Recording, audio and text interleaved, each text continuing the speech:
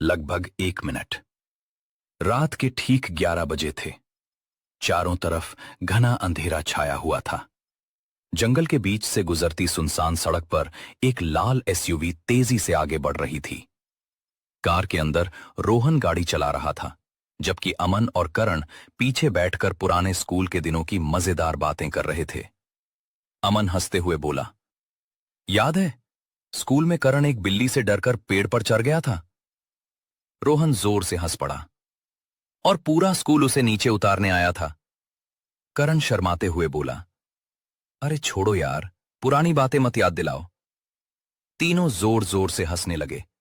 Car में हंसी की गूंज फैल गई।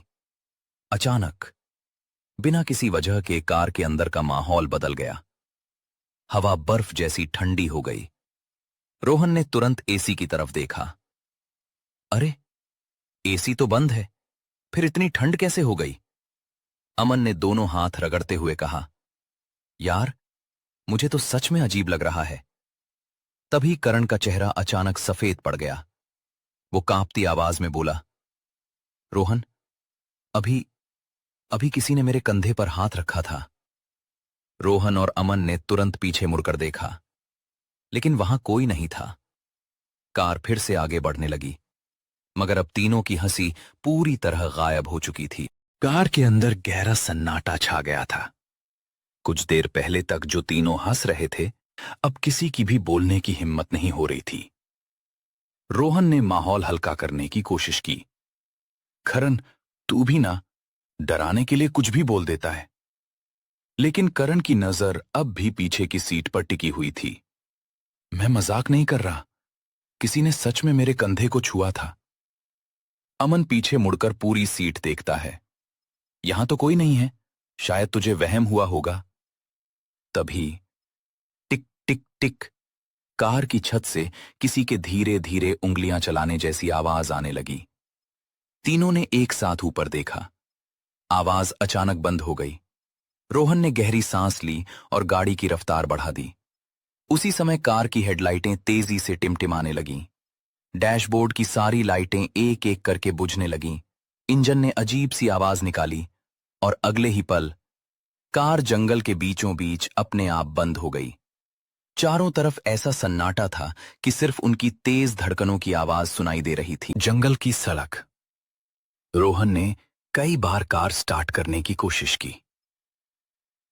टक टक टक, लेकिन इंजन चालू नहीं हुआ। अमन घबरा कर बोला, यार अब क्या करें, यहां तो दूर दूर तक कोई नहीं दिख रहा। रोहन ने कार का दरवाजा खोला और बाहर उतर गया। इशारा किया, रोहन उधर देखो। सड़क के बीचों बीच एक सफेद कपड़ों में लंबा आदमी बिल्कुल चुपचाप खड़ा था। उसका सिर नीचे झुका हुआ था और वो जरा भी नहीं हिल रहा था। अमन ने जोर से आवाज लगाई, अरे सुनिए, हमारी कार खराब हो गई है, क्या आप मदद कर सकते हैं? लेकिन उस आदमी ने कोई जवाब नहीं दिया।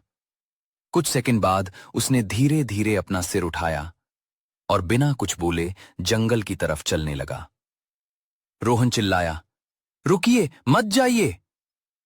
तीनों उसके पीछे दौड़ पड़े, लेकिन जैसे ही वो घने कोहरे में पहुंचा, उस थाफते हुए पुराने खंडहर घर के अंदर घुस गए। बाहर तेज हवा चल रही थी और टूटी हुई खिड़कियां अपने आप हिल रही थीं। अचानक बाहर से किसी के धीरे धीरे चलने की आवाज आने लगी। ठक ठक ठक, कदमों की आवाज दरवाजे तक आई और फिर एकदम से रुक गई।